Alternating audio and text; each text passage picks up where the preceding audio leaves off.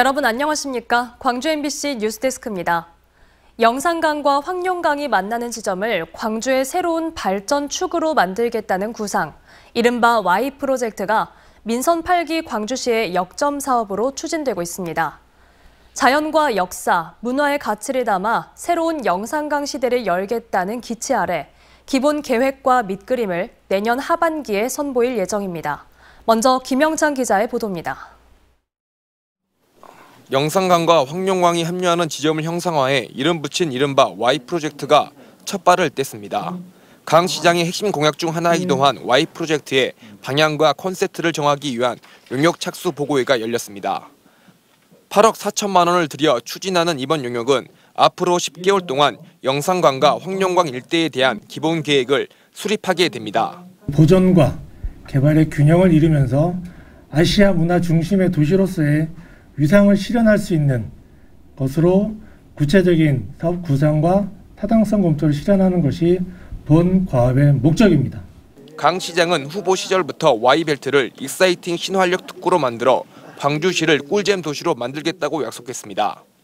영산강을 따라 인공 서핑과 물놀이장 등 다양한 레저 스포츠 시설을 만들고 셰프의 거리와 같은 특색 있는 콘텐츠를 담아 지역의 신성장 동력으로 삼겠다는 계획입니다. 여기에 군공항 부지와 마륵동과 서창 등을 스마트 시티로 개발하는 사업과도 궤를 함께할 예정입니다. 특히 마흔 백제 문화 발원지인 영산강의 인문학적 가치와 시도 상생과 통합의 가치까지도 이번 프로젝트에 녹여내겠다는 그랜드 비전을 제시했습니다. 시민들의 여가와 쉼, 힐링 공간으로서 가치, 더 나아가서는 시도 상생과 통합의 가치를 거기에 담아가지고 과거, 현재, 미래의 시간을 연결하는 영산강과 황룡강의 재발견과 재구성 등을 통해 활력 넘치는 광주를 구현해 나갈 수 있을지 관심이 모아지고 있습니다. MBC 뉴스 김영창입니다. Y 프로젝트의 청사진을 보면 광주를 지금과는 다른 방향으로 발전시켜 나갈 걸로 기대되는데요. 이런 기대와 함께 걱정되는 부분도 있습니다. 지역사회에서 제기되고 있는 우려와 문제점을 이어서 송정근 기자가 보도합니다. Y 프로젝트의 가장 큰 우려는 토목사업 위주의 무분별한 개발 사업이 추진되는 것 아니냐는 겁니다.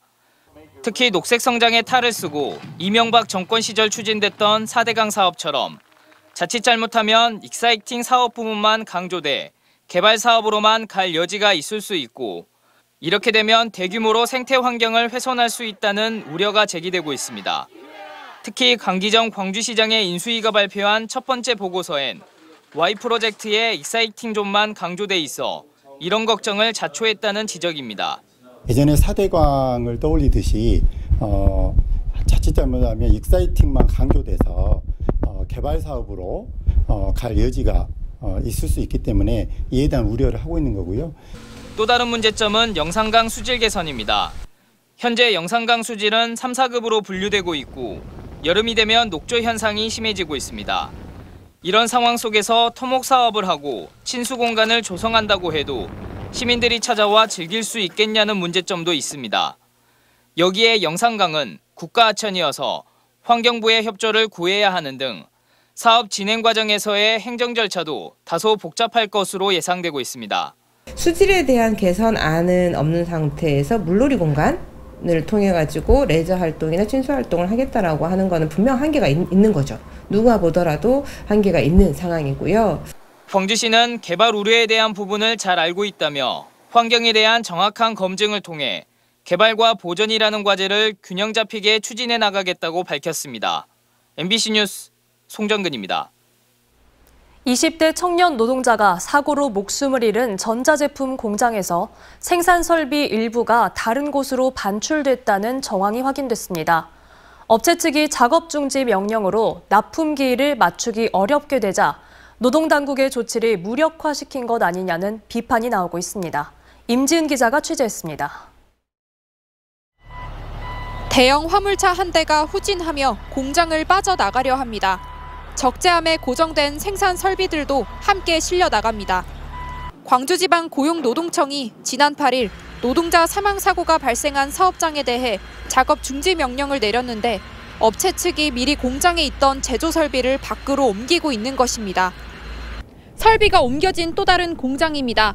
사업장은 사고가 난 다음 날 아침 기존 공장에 있던 설비를 몰래 반출해 분산시킨 것으로 확인됐습니다. 우리 한 아직도 5개인가 왔어요. 왜 이리로 온 거예요? 거기서 지금 작업을 못 했잖아요. 못 하니까 이제 우리 예주치한테 의뢰를 한 거죠. 반출된 설비는 부품을 납품받는 대기업이 특허를 보유하며 관리하는 핵심 장비 중 하나로 프레스 기계가 있는 곳이라면 어디에서든지 동일한 부품을 생산해낼 수 있는 상황입니다. 해당 사업장은 노동자 사망 사고 이후 부품 납품에 차질이 빚어지지 않도록 부랴부랴 설비를 옮겨 작업을 한 것으로 보입니다. 실제로 공장 관계자들이 속한 단체 메시지방에서는 공장 설비 반출을 암시하는 대화가 오간 것으로 파악됐습니다.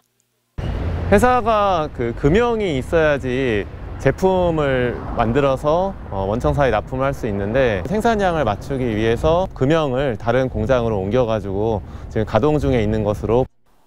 사업장은 반출 경위를 묻는 취재진의 질문에 작업 중지 명령이 내려지기 전에 선제적으로 조치한 것이고 작업량이 많아 외주를 맡긴 것뿐이라고 해명했습니다. 8일 날 1시에 저희한테 중단 명령을 내리셨고요. 과부하 걸리면 단 우리 업체로 뺀 경우도 있는데. 한편 광주지방고용노동청은 CCTV를 통해 창고에 보관됐던 설비 일부가 밖으로 나가는 것을 확인했다며 노동자 사망 사고 이후에 설비가 옮겨진 공장에도 사용 중지 명령을 추가로 내릴 예정이라고 밝혔습니다.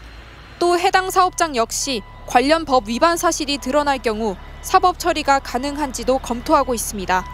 MBC 뉴스 임지은입니다.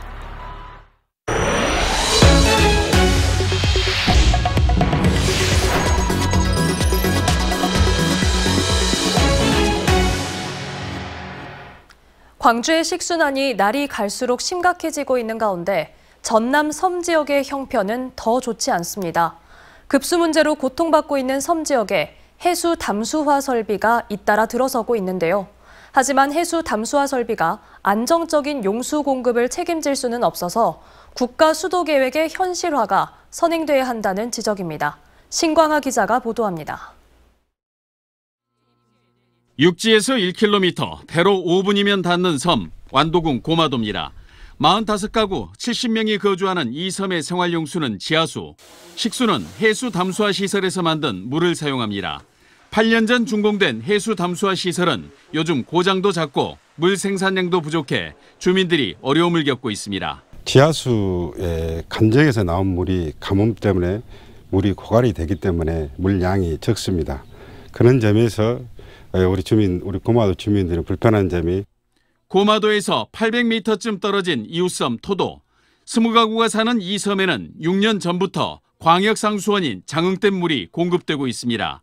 주소지는 완도지만 육지인 해남군과 가깝기 때문인데 고마도 주민들의 불만이 큽니다. 국가수도기본계획에서 설정한 고마도의 상수원은 30km쯤 떨어진 약산도 수원지를 사용하도록 돼 있기 때문입니다. 해등객 또한 가뭄이 심각해서 제한급수를 하고 있으니 중장기적으로는 인근에 있는 해남이나 아니면 불목리에 있는 강역 상수도를 가져가는 방법을 합니다. 육지와 2km 이내인 유인도는 전남에만 50여 곳. 주민들이 이해 못하는 수도 계획이 지금껏 유지되면서 섬 지역 해수 담수화 설비는 완도군에만 15곳, 전남 전체로는 50곳에 설치됐습니다. 해수 담수화 설비 증설도 중요하지만 수도 계획의 현실화를 요구하는 섬 주민들의 목소리가 높습니다. MBC 뉴스 신광하입니다. 군부대 주둔으로 시민 접근이 통제된 무등산 정상이 내년 9월부터 상시 개방됩니다. 더불어민주당 송갑석 의원은 보도자료를 내고 무등산 정상부, 인왕봉의 상시 개방 시기를 내년 9월로 확정했다며 올해 안에 공군과 국립공원관리공단, 광주시 등이 협약을 체결할 계획이라고 밝혔습니다. 이들 기관은 무등산 방공포대 이전 협의회 첫 회의를 열고 추진 일정 등을 논의했습니다. 오늘 새벽 12시 35분쯤 담양군 담양읍의 한 도로를 달리던 승용차가 회전 교차로를 들이받고 뒤집히는 사고가 났습니다. 이 사고로 차량에 타고 있던 30대 남성이 크게 다쳐 병원으로 옮겨졌고 엔진룸에 불이 붙으면서 차량 일부가 소실됐습니다. 경찰은 운전자의 혈중 알코올 농도를 측정해 음주운전 여부를 판단할 예정입니다. 안전성 문제로 폐쇄된 광주 제2순환도로 지산 IC 건설 사업에 대해 감사가 필요하다는 주장이 제기됐습니다. 광주시의회 박수기 의원은 광주시 행정사무감사에서 지난 2019년 지산 IC 진출로 노선을 좌측으로 변경하는 설계 변경 과정에 대해 감사가 필요하다고 주장했습니다. 그러면서 터널 출구에서 진출로까지 이격거리가 70m에 불과해 국토부 규정에도 턱없이 못 미치는 기형적인 진출로라고 지적했습니다. 한편 지산 IC는 지난해 11월 개통될 예정이었지만 안전성 문제로 전면 재검토됐습니다. 광주 전남 코로나19 신규 확진자 수가 2,000명대를 기록하는 등 감염 재유행이 뚜렷해지고 있습니다. 광주에서는 기존 확진자의 접촉 등 산발적 감염으로 1,458명이 확진됐고 1명의 사망자가 발생했습니다. 전남은 22개 시군에서 1,420명이 확진됐고 사망자는 1명입니다. 누적 사망자는 광주 705명, 전남은 740명으로 늘었습니다. 문재인 전 대통령이 반환한 풍산개를 놓고 대통령 기록관이 광주 우치동물원에서 키우는 방안을 문의한 것으로 확인됐습니다. 광주시는 최근 대통령 기록관으로부터 문 전 대통령이 기르던 풍산개 고미와 송강이를 국가기록물 대여 방식으로 맡아 키워줄 수 있느냐는 문의가 와 내부 검토 중이라고 밝혔습니다. 대통령 기록관은 또 광주뿐 아니라 서울과 인천, 대전 등의 동물원에 이를 문의한 것으로 알려졌습니다. 보호 관찰을 받던 남성이 보이스피싱 사기를 저질러 다시 교도소로 가게 됐습니다. 광주 보호관찰소 목포지소는 어제 고흥의 한 버스 정류장 인근에서 저금리 대환대출 전화를 빌미로 피해자를 부른 뒤 현금 1,000만 원을 가로채려던 58살 남성을 붙잡아 목포교도소에 유치했습니다. 남성은 보이스피싱 현금 수거책으로 지난 6월까지 교도소에 복역하다 가석방되어 보호관찰을 받았으며 관찰 종료를 하루 앞두고 범행을 저질렀습니다. 정부가 에너지 환경 변화에 따른 재생에너지 정책 개선 방안을 통해 태양광을 줄이고 풍력 발전량을 늘리기로 하면서 전라남도가 후속 조치에 나섭니다.